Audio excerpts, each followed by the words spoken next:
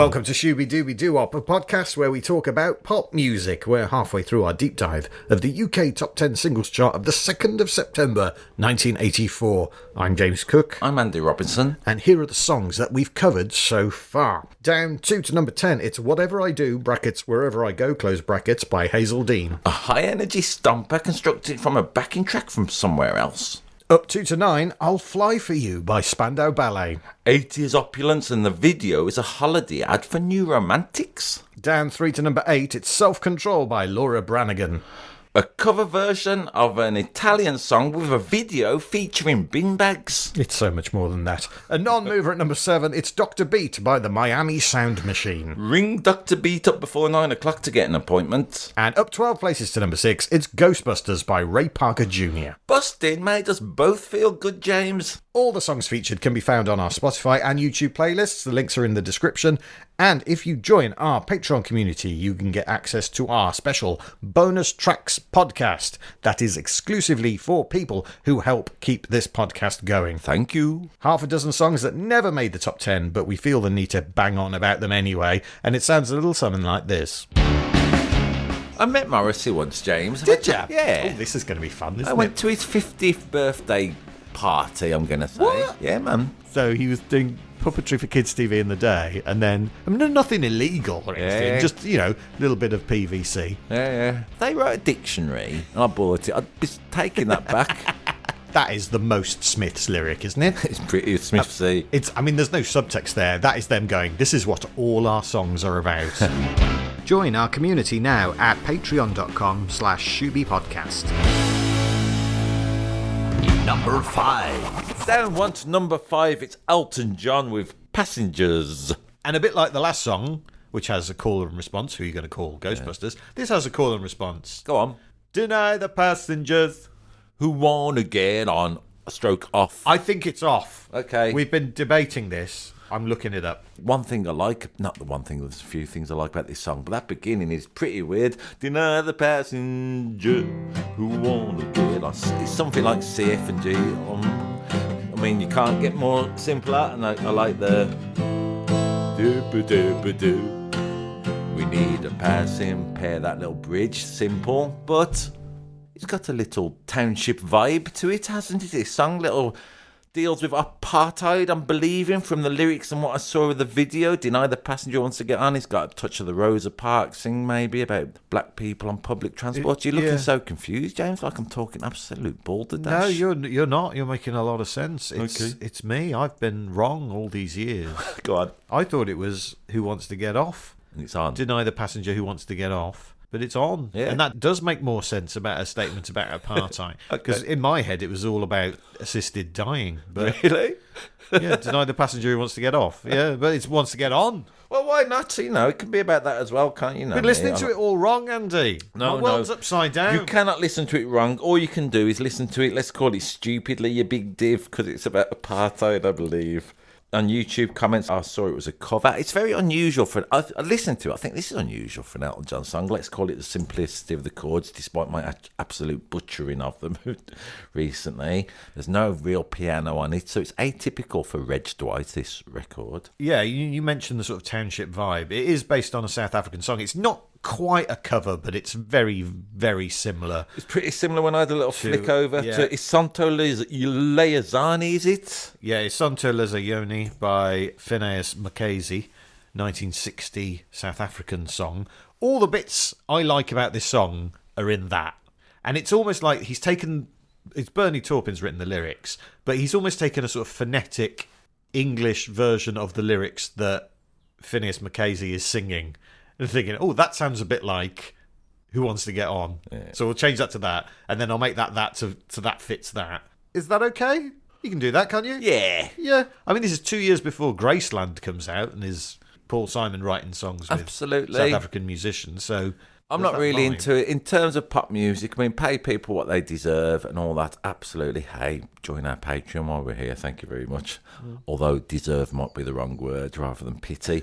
But I am not massively into the idea of cultural appropriation in pop music. You know what I mean? I hear things that you shouldn't do this, you shouldn't do that. Obviously, pay everybody. The Paul Simon one's really interesting, I think, because he pointed out at the time, everyone was saying, you've got to pay these musicians, which he did, by the way. But they were talking about their contributions, and he said, like, when he did 50 Ways to Leave Your Lover, he said a big part of that record was a drum intro by Steve Gadd. And he says that's what musicians do. You pay them, and then they put their artistry on the record. You can't keep paying them forever. You make sure they're all covered in terms of royalties and that. But the creative notion is not. I'm not into it. I think it's a nonsense, a cultural appropriation argument in pop music, especially. Well, you mentioned about how it's very atypical for Elton John. Yeah. I think Elton John thinks that as well. He doesn't like it, I read, and also he's never played it live. You know, I saw him on Glastonbury telly, this, that, or I was lucky enough to see one of his farewell shows. This is not one of his, let's call it, it's not in the Elton John songbook. Don't know why, it's a lot of fun. It was on a best of in 1990, and then it's not been on a best of again. Yeah. I mean, the video, again, very similar to, let's call it, the aesthetic choices. I'm Still Standing. There he is. He's knocking about with his wife, I believe, in this video, Renee, a little bit. Oh, yes, I forgot he was married to a German woman. Yes, and then the video, again, loads of masks and leotards and people dancing around him. Elton John, he's got a kind of, half his face is painted white, half his face is painted black, representing the true yin and yang of racism, yeah? I don't think there is a yin and yang to it. I'm going to come out and say it's bad racism. I don't approve of it. For more hot takes like this, join our Patreon. An unusual Elton John record. Again, you know, if you're old and you listen to it, you probably wouldn't come across it again, but you're welcome. It's a good one. Yeah, it's good fun. Good fun. But so is the original, the 1960 song is good as well. Listen to that. Could accuse it may be more relevant these days because I use Avanti trains quite a lot and they deny the passenger who wants to get on.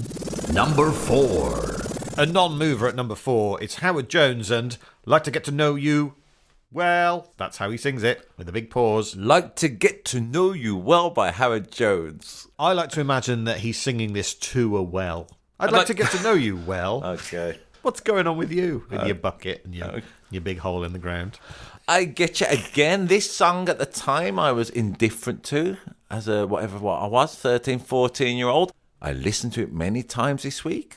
Still indifferent to it. Although I do like the sentiment, I have to say. There's something about the notion of the song itself, what it's about, that I'm enjoying. Yeah, stripping down the barriers, casting away the fear, all that. Yes, I thought at the time, maybe because of the line, we can be one together. At the time, I thought it was a song of, let's call it a sexual relationship. I'd like to get to know you well, so we can be one together. But it's not really, is it? Although, I have never said to any of my mates after a good chat, oh, we could be one together. I still think it's got a little bit of a sexual vibe to it. Don't think Barry down the pub would accept it if I was saying, I'd like to get one together with you, Big Baz. Maybe he would, actually. In these polarised times, the idea of, It's not polarised, what you on about? How dare you? Well, hey, let's get to know each other well, and then maybe we can put I've those just been differences sick in my mouth. put those differences behind us, yeah? Yeah. Let's find out what we're really into. Yeah, let's find out. We'll have a big chat, yeah, because that's how... Basically, you find someone who disagrees with you, and you just get to know them as a person, right? And then if they still disagree with you, just beat them up. I get ya. Howard Jones said, my songs are not about drug taking or debauchery or rock and roll. They're about positive thinking and challenging people's ideas. I wasn't fashionable, I never got good reviews, but I'm proud of the fact that I wasn't liked by the media. Pop music is so reactionary and bigoted, and I found that what's cool is often very shallow and transient. I like that. That's a good quote from Howard Jones. You get an idea where he's coming from, don't you? He dedicated this song to the original spirit of the Olympic Games, which is what? Naked and men only and praising Zeus, presumably. They could be one together. That's what I'm saying. It's got a sexual vibe despite Howard Hojo's protestations. Have you seen his performance at the Grammys in 1985 with Thomas Dolby, Herbie Hancock and Stevie Wonder? No, So sounds good. they do like a synth pop melody, and it's all about the future of music. sounds good, doesn't it? Yeah. It doesn't quite work. Let's put it on our YouTube playlist as a little extra. I like it when we do that, James. All right, then. Were you a Howard Jones fan or a Nick Kershaw fan? Because I seem to remember those two big factions in the 80s. Yeah. They would meet up on Brighton Beach and fight each other. I am going to say neither particularly. I mean, again, Howard Jones.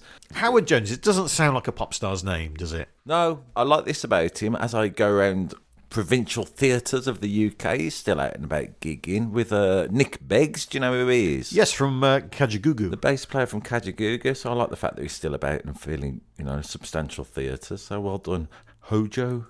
I think some of his other songs are better than this, but he had a bunch of hits, didn't he? In the 80s. What is Love? Pearl in the Shell. Your Song was his debut, I seem to remember, with Jez dancing Elton about. John, Your Song. This is a song to all of our friends. Oh, okay. A different Whatever one. that's called. Yeah. Jed, the guy with the chains. Jez, I believe his name was. Jez. When I do gigs in High Wycombe, Howard Jones and Jez was from High Wycombe. I used to do jokes about Jez all the time when I played High Wycombe. And over the years, James, I found a diminishing returns. And you thought my jokes were niche. Yeah, I like it. It's very once upon a time, them jokes would work well. And you think, oh, no one cares. I'm too old to go on about this. Jez was a slightly more art house version of Bez, wasn't he? Yes, with his white face and his white chains. Hey, white face, cultural appropriation. Idea for sitcom, Jez and Bez. They share a house. They have competitions to see who can dance close to other pop stars. Do you know, I learned a good fact about the, I'm guessing you might know this fact. Do you know about the Japanese translation for this record? No, I do not. All right, but then. I'm all about this. Okay. Apparently, when he released it, I looked this up because it was in YouTube comments. I thought this is good, so I've double checked it to make sure it's true. And apparently, even Howard Jones talks about it, so this is a fact. His record company, when it was first released, rang him up on the day it was released in a lot of trouble because the Japanese market had just translated it, like To Get to Know You Well. You know what they'd translated to as a title? Honourable Howard brings great shame to his family. No. Close, though. Okay. Like To Get to Know You Well for the Japanese market was called I Want to Force Myself Upon You. That is not okay in Japan. Okay, you can't anyway, do that in really. Japan in a culture where you can buy used schoolgirls' underpants in a vending machine. Well, it changes the song entirely, doesn't it? From the, let's call it the ambiguous nature, we could be one together. Are you sure, Howard Jones? You might be chatting me up to, I want to force myself upon you. I liked it. Anyway, did you watch the video? No. I'm going to say Howard Jones does force himself on people anyway, so maybe the Japanese have got it right. There he is, strolling around London in his vest of diversity, loads of flags from across the world put on it, fair enough. And then he's just basically going around shaking people's hands, putting their arm around their shoulders, saying, I'd like to get to know you well. And a bit of me thinks, hey, Howard, leave them kids alone. On YouTube, Pink 100 watts about this video says, do you think if this was done in London these days, he would be attacked? I think there's a good argument. Statistically, you were more likely to be attacked in 1984. The song itself, it's got a little steel drum vibe to it. It's got a little African vibe to itself, a bit reggae, I'm going to say, Yeah. So it's multicultural. I also... It's very low bar for multicultural. And also, I'm going to say, because of the electronic sound, it's got a little touch of alienation within it and a plainative quality. So the narrator, in this case Howard Jones, I don't think he's a happy man, like To Get to Know You Well. I think he's lonely. So it's got a touch of that in it, I'm going to say. That kept me interested for 3 minutes thinking about that rather than the tune and the melody and the lyrics. Now, he doesn't want to talk about the weather. He doesn't want to talk about the news. He wants to get to know the real you inside. Now, I'm going to say, Howard, part of the way you get to know the real people inside is from talking about weather and news as well, isn't it? So I can imagine Howard being a little bit needy. I don't want to talk about that. This is all too trivial for me. What I really want to do is force myself upon you. What if he was talking to like a newsreader or a weather person? Exactly. A meteorologist? Yeah. Then he'd feel a fool. I don't want to talk about the weather. What do you do? I do the weather. Oh. Don't talk about the news. What do you do? I read the news. Oh, okay. So do you like this song? You just in some sort of summary? It's fine, isn't it? Okay, it's fine. I know you said there's like an alienating. It's got a little edge melancholia to it. But it's mostly a bit of upbeat pop, isn't it? I remember Howard Jones and Nick Kershaw in my head. They're so spiky hair blokes with keyboards.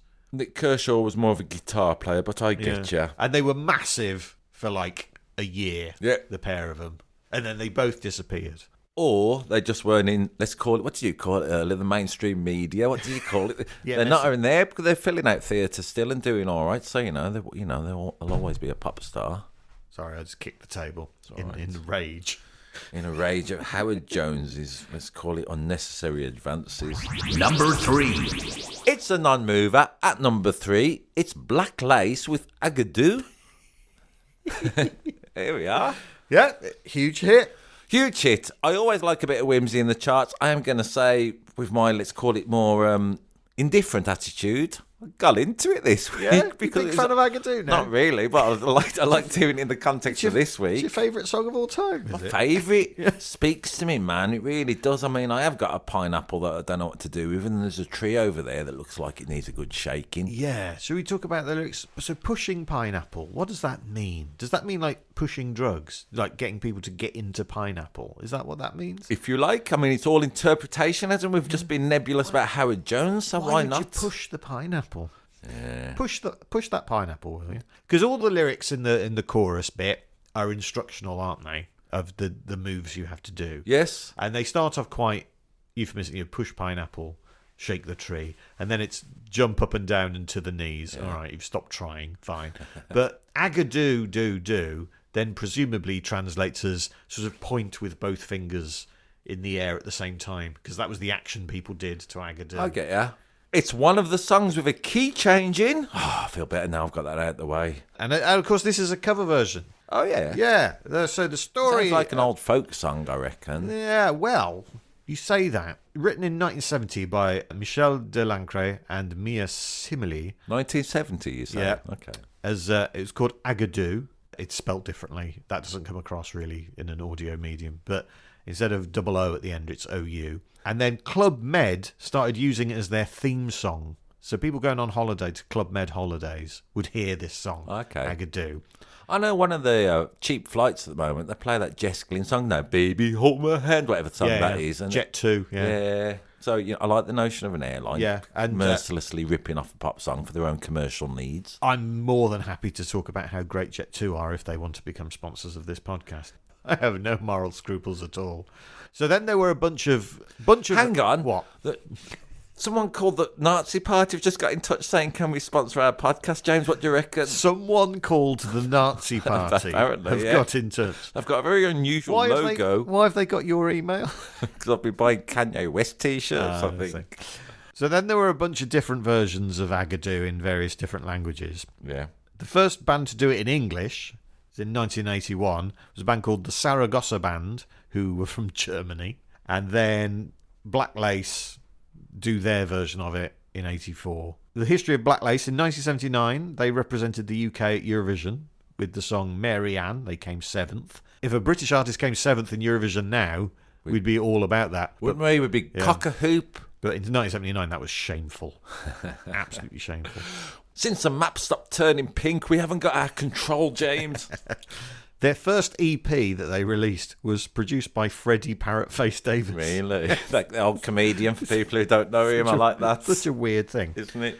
So they were a 4-piece back then. Then they became a duo. In 1981, they recorded an instrumental song called Birds Dance. But the Tweets had a version of the same song called the Birdie Song, and that beat them to the charts. Okay. And that was based on a European instrumental track. So it's Colin Gibb and Alan Barton. Which one's which? Colin Gibb, the singer? They both sing, don't they? Well, the main singer, the one who hasn't got a guitar, let's say. Doesn't matter. I'm intrigued in these two fellas, like a sort of prototype Wham. Well, neither of them are with us anymore. Ah. Alan Barton died in a coach crash in 1995 while touring as the lead singer of Smokey. Okay. Colin Gibb continued to perform in Tenerife until 2024.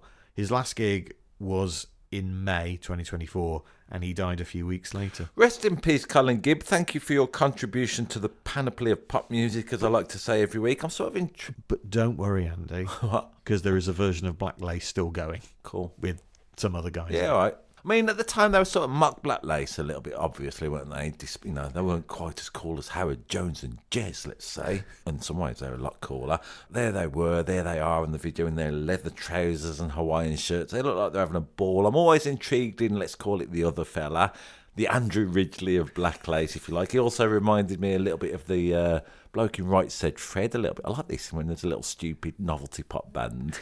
I think, who are you? Not necessarily the person at the front, the person just behind, having a great time. There he is with his dyed hair and shades, looking like so 80s again. kind of like Black Lace because they're a big two-fingered salute to the rest of pop music, aren't they? Yeah, Howard Jones was talking about, well, the music press didn't like me because I was never cool. Try being in Black Lace, mate. Yeah, mate, to be right. Absolutely. Q Magazine voted Agadoo the worst song of all time. And yet here we are at number 3 or whatever this week, so, it can't be in many ways. They said, it sounded like the school disco you were forced to attend, your middle-aged relatives forming a conga at a wedding party, a travelling DJ act based in Wolverhampton, every party cliche you've ever heard. Yep. Yes, it does. That's its strength, absolutely. That's what it is. Yeah. Well done. I kind of like, let me get my guitar, I kind of like it's a 3-chorder essentially, so he's going, good, do, 3, 4, Pap will take the tree, never one. So change that 6 beats to the ba-ba-da-ba. Just a little kind of weird, not weird really, but it's a little unexpected push, I'm going to say. So it's got that. It's very simplistic, very sort of nursery rhymey. Yeah, but also that A&E thing, it's also, he was a teenage wedding and the old folks wish them well. It's that kind of thing. It's like I say, 3-chorder in this case. It's got, it goes to the D. Oh, where the music's proud. Oh, hang on, a little B. We'll be singing this song. What are we singing, James? Don't, let's say, for this. Hey. The lyrics, it's just a big list of cliches. Go on. Isn't it? I met a hula mistress somewhere in Waikiki. She was selling pineapple, playing ukulele, because that's what they do. If they're selling pineapple, they'll probably be playing ukulele. It has to be said. The lovely beach and the sky, the moon of Hawaii, the rum calypso sarong. That's just 3 words. Yeah. What's a rum? So there's a sarong made out of rum, or the rum calypso is so wrong. They are absolutely giving a warning to stay off the alcohol. Maybe it's got social awareness. This song, like in Woodstock, someone comes over the loudspeaker. Do not drink the rum calypso. Absolutely, it is so wrong. Yeah. In 1984, I'm 7. I think this is amazing. There are dance moves that are easy to do, and then every school disco, every Christmas party during that time, this was on. Everyone did the moves. Yep, I mean, if Nile Rodgers is right, and if, let's call it, a cultural impact is a thing to be aiming for, Black Lace did it several times, didn't they? They're in that film Rita, Sue and Bob too, aren't they? Which this is one of my favourite ever films, I have to say. And I like the fact they turned up in that tatty world. Yep, and the song they do for that, Agadoo. No, it's not Agadoo. The song they do in... having a gangbang against the wall? They released that as a single, and the B-side is a dirty version of Agadoo called Have a Screw. Yeah. But we haven't mentioned the song that this inspires. Oh, go on. Because this song only gets to number 2, but it inspires... Number 2. Sorry. But it does inspire a song that gets to number 1 a couple of years later. Oh, yeah. Go on, give me a clue. Well, is it Black Lace again? No, it's not Black Lace. But is it a novelty band? It's a novelty band. It's based on Black Lace, and it's a song that's full of instructions, like Agadoo, of things you should be doing. But unlike Agadoo... Do the slide, that cha-cha slide one. But unlike Agadoo, they are instructions that you couldn't possibly do unless you were willing to commit several crimes and had a big box of props with you. Go on, what song? You're supposed to hold a chicken in the air, put a deck chair up your nose. Yeah. Was it eat a jumbo jet and then bury all your clothes? The Spitting Image song, what was that called? The Chicken Song, which was a parody of Black Lace. Yeah, I mean, talk about low-hanging fruit, Spitting Image. But then becomes a bigger hit. Well, of course, because that's what they're after all along. We're having their cake and eating it. It annoyed me, the chicken song, a little bit, because I thought they were going, we're taking the mickey out of this. I thought, well, Black Lace are already taking the mickey out of themselves a little bit. So, and then it became the thing that it was parodying anyway. Yeah. So, influential Agadoo. But it is, isn't it? I mean, everyone knows it. You can can be critically astute as you like, but you can't deny the power of this song. And the thing of having the dance moves and everything. I mean, the Macarena. Yeah. Is that different? No. Is Saturday Night by Wigfield that different? I like a song that tells you what to do. The cha-cha slide, all that sort of stuff. Loads of them, isn't there? I'm a big fan of them.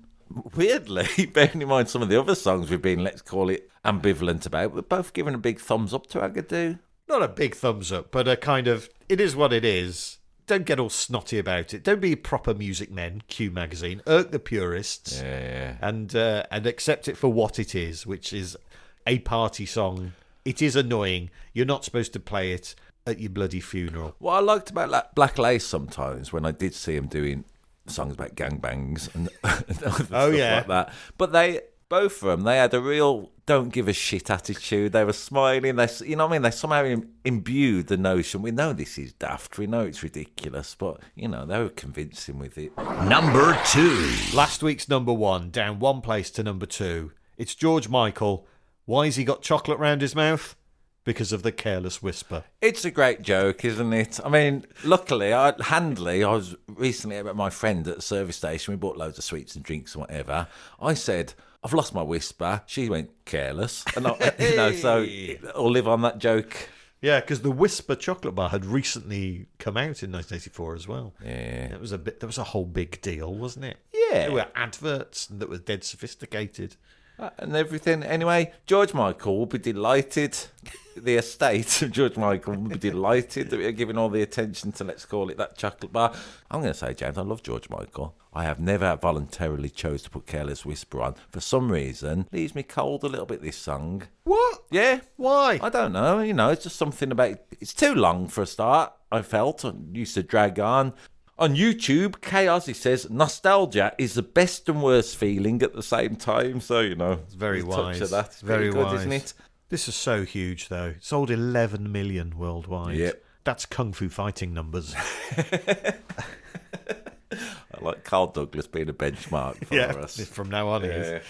It's on Wham's album, Make It Big, but this song is credited to George Michael. Yes. Why do you think? Because he thought it was a better song than what Wham were doing. Why wouldn't he give it to the credit to the pair of them? In America, it's credited as Wham featuring George Michael. But Andrew Ridgeley has a co-writing credit on this song. Because apparently he came up with some chords on his guitar when it was originally written. I think the story of how it was written is quite famous, isn't it? That George wrote it when he was 17 or something like that. Go on. No, when he was 16. Yeah. Yeah, I mean... And he wrote it on the bus. That's what he said. Oh, I wrote it on the bus when I was 16 because he was dating 2 girls at the same time. Yes, I mean, it's often seen as a romantic song, but it's the opposite, isn't it? It's a dirty, cheating, dirty stop-out song, if anything. Yeah. I'm never going to dance again because guilty feet have got no rhythm. I think that's a brilliant lyric. Yeah. Personally. I mean, like I say, I've never played it. I know every word of this song, so it's obviously got its strengths and charms, hasn't it? It's certainly burrowed deep into my psyche. Who is Steve Gregory? What contribution does he put? I would guess the saxophone solo. That is correct. Okay. He also plays on Honky Tonk Woman by the Rolling Stones. Really? Yeah. Same guy. Wow. He was the 9th saxophonist to try and get the riff right. George Michael said he came up with the saxophone riff while he was paying his bus fare on the bus where he wrote the song. And he tried loads of different people who couldn't quite get it, what was in his head. Okay. Until Steve Gregory So did. he was paying the bus driver, and at the same time, he was coming up with the saxophone riff for that. Yeah. I like it. Yeah, I'm not multitasking. gonna give you 40 pence. I'm only gonna give you 30p because I'm going off. Yeah, all right then. You're weird. Well, that's a good artistic drive, isn't it? Yeah. One of the other saxophone players who had a go but couldn't do it was Bob Holness. For those who don't know, that's an allusion to the rumour that Bob Holness played saxophone on Baker Street. Okay. Which he didn't. It was a joke made up by Stuart McConey and the Enemy. However, he did contribute the blistering lead guitar to Layla. That was another joke that came up in Viz. Credit to whoever wrote that, which I liked. Got 1 billion views on YouTube. Yeah, and there are a couple of versions of it. Go on, you sent me this. I was interested. I never knew it. George Michael goes to the Muscle Shoals studio in Alabama. Is that where it is? Famous American recording studio with the Let's say so. Jerry Wexler, American producer, to record the song. And they do, and George listens to it and he goes, it's not quite right. And when you do listen to it, it's weird now. Now we're so familiar with the version that does come out. When you hear the Jerry Wexler produced version, you go, you're right, this isn't quite right. There's something missing. When you sent me the Jerry Wexler early version, I sort of enjoyed listening to it because I suppose over familiarity with that song. So it was sort of nice to hear a different version. And it was nice to kind of think, George Michael, I kind of like it about him. Jerry Wexler, big deal, especially for George Michael around 84. And I kind of like the fact that he had the strength to reject a renowned producer's work. He got something in his head, hadn't he, George Michael? So in the end, the version that we know is basically produced by George Michael. But the video is basically two parts, isn't it? There's the bit where he's... Hanging around a rope. Yeah, the bit's hanging around with ropes, which isn't in the original video, which is him and the woman in the sunny place. Yeah. And that's the original sort of Jerry Wexler version. And that video, I think, really suffers from not having George Michael titting around with ropes. I mean, it's just a strong image somehow, isn't it? You know, like I say, it's loads of money spent, as we alluded to, with Gloria Estefan in a hospital bed being wheeled round. You don't always need that for a good moment in a pop video. What you need. Get yourself a bit of string and knock about with that. Yeah. George Michael said about this song, "It disappoints me that you can write a lyric very flippantly and it can mean so much to so many people." Yeah, so I suppose he's on about lyrics that are more crafted over. Some of his songs, from Jesus to a Son, whatever, he probably thought meant more to people. But you can't argue with it. This is what songs do, isn't it? You release them in the world and then see what people do with them. And we're not all George Michael, right? No. The thing that he thinks is flippant, to us, we think that's really good. Yeah. Because he's George Michael, he has that ability. If you want more evidence of how the way people relate to this song that George Michael does, my favourite comment was from the Gaming Master 74 on YouTube. And he said, "My parents love this song so much, they were clapping in their bedroom."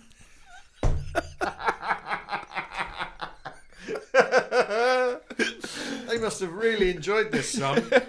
It's not their feet that's got no rhythm, is it? The UK's number one. Up one to number one, it's Stevie Wonder with "I Just Called to Say I Love You." Hey, the final song in this week's top 10 with a key change in. We've got that out of the way. Let's discuss other stuff. So this goes on to be number one for 6 weeks. Yep. Huge hit. The last Stevie Wonder song we talked about, in context of it turning up in the top 10, was "I Wish," wasn't it? Yeah. From 74, I think. Yeah. This is a very different type of Stevie Wonder song. It is. It's his first UK number one, though, and Motown's biggest ever seller in the UK. All right, let's dig into it straight away, because as you say, now there's a thing with this song, and I think it's mentioned in the book and the film High Fidelity. Yeah. The Jack Black character, the record shop owner, he tells somebody off, doesn't he? He wants to buy "I Just Called to Say I Love You." He gives them, I don't know, inner visions or something instead, telling them to listen to this. So it's definitely got, as we mentioned earlier, Irk the Purist, Agadoo. Stevie Wonder's got a touch of that within his own fans with this record sometimes. I've heard so many people dismiss it as lightweight and rubbish and poor and blah, blah, blah. What's your thoughts? Let's invoke Nile Rodgers. This is Stevie Wonder's biggest selling single of all time. Yeah. It sells 1.8 million in the UK in 1984 alone. And hey, that's probably going to be the biggest selling single of 1984, isn't it? I can't see anything else coming out of nowhere and selling more copies than that before Christmas, shall we say. Yeah. So that's a Band-Aid reference if you don't get it. Oh, that was just for the clever people. I know. I feel this sometimes, James. Because we haven't released any of these. We don't know who we're talking to, do we? I think it's quite good to, dot the I's and cross the T's. No, you're right. So here's my take on this song. I don't hate it, but to me, it sounds like someone flicking through a diary over a keyboard demo. Okay. That's what it sounds like to me. Flicking through a diary? Well, What do the you mean by lyrics, that? it starts no New Year's Day to celebrate, no chocolate-covered candy hearts to give away. That's a February 14th, Valentine's Day reference. No first of spring. Oh, we're in March now. In fact, it's just another ordinary day. Okay, it's just another ordinary day. Right, fine. We've established that. No April rain. Oh, okay, now we're in April. Yeah. No wedding Saturday within the month of June. You're just going through your diary. Okay, yeah. It goes on. No warm July. No tender August night. No autumn breeze. No Libra sun. No Halloween. No giving thanks. Oh, Thanksgiving. No to the Christmas joy you bring. All right. No Pentecost. No St. Swithin's Day. I get you. Good spot. He's just going through his bloody diary. All right. Because that's what the song is, and fine. Also, it has got the old-fashioned thing of a phone, isn't it? The fact that someone would call to just tell you I love you now is, let's call it with the youth, that's a ridiculous idea, it's not isn't what it? you do. Now it would be called, I've just texted you an emoji of an aubergine. Absolutely, or something of that ilk. So I like that about it. It's old-fashioned, let's say. I mean, it's an old-fashioned song. What annoys me, and what's always annoyed me about let's call it this music snobbery, is sometimes I think people talk about this song like Stevie Wonder didn't know what he was doing. Like, it's really cheesy. It's really, I mean, it's cheesy, but it's cheese on toast. It's something beautiful to it. I mean, it sounds like an old standard. The sentiment, I think, is beautiful, despite, let's say, the diary nature of it. But I just called to say I love you. In YouTube, there's loads of comments about people going, so-and-so rung me up, played me this song, sang it. This song, this sentiment has inspired a lot of people for, I'm going to say, power of good. Just the unexpected phone call, the unexpected message that I love you. I mean, it's lovely, isn't it? No? Yeah, I absolutely agree with you. I wish the production on it had a bit more to it. Funkier, a bit groovier, a bit... It does sound like he's just pressed demo on his Casio keyboard. All right, if you like. I mean, I think that's very much Stevie Wonder's... people talk about, like, do what's right for the song, and I think probably that MOR stuff is right for this song because it sounds like it could have been written in the 30s, I believe. I mean, I like particularly like the let's go through it. I'm going to show you something I like about this. It's not amazingly musically literate, but nonetheless he's going I think it's in C sharp. I'm going to play it in C because I haven't got my capo and I can't be bothered. So I could play it in C. That's the level of dedication you're doing. Oh, I'm going to play it in C sharp. All right, here we go. All right, so he's going... What I like is he's going on New Year's Day. You can imagine it's so country. Celebrate, and he chucks in a little major 7. Hard to give.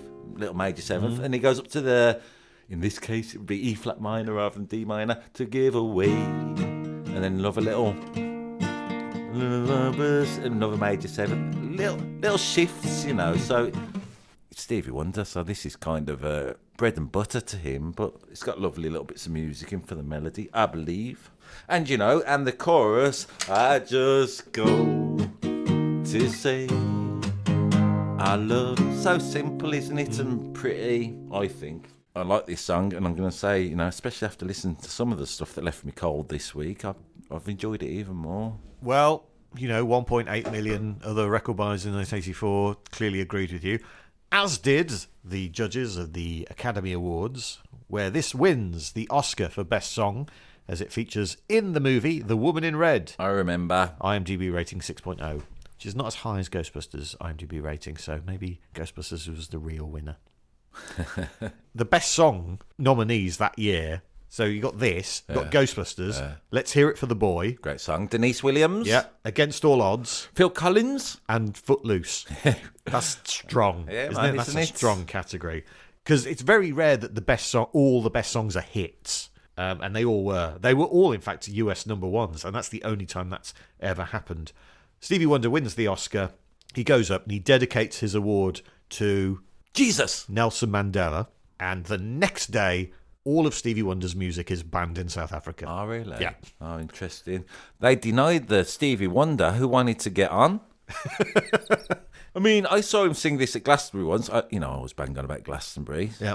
Again, when, he's played loads of his hits, he put this on. The crowd loved it, so it made me think, oh, this is good. People aren't being snobby about that. But what I liked about it particularly, I was standing next to one bloke, and what I liked is throughout it, let's get back to C's just for ease. So he's going, I just call. He's going, to say, Stevie Wonder, I hate you for copyright. I just wrote a letter, copyright, to say how much I care. And the bloke next to me, every time went, yeah, I do. Every time.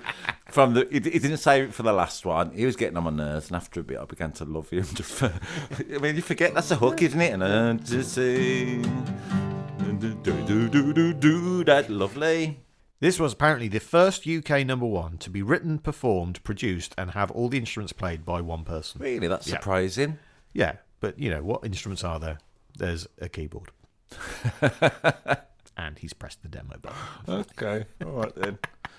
You're the I like the ending. It has got that, and whatever it is. Oh, it's got that weird chord change. Oh, yeah, the ending. Bottom of my heart. Cha-cha-cha. Go cha-cha-cha ending. Got the Harry Hill ending. You watch any Harry Hill TV shows, whenever they do a song, it will always finish with a da-da-da. Well, again, I think this is Stevie Wonder giving a little nod, a little allusion to the fact that he knows it's a standard, as it were, and he doesn't mind, a lot of musicians. Stevie Wonder doesn't do cha-cha-cha endings very often, so he chose it for a reason, didn't he? So there you have it, the top 10 of the 2nd of September 1984.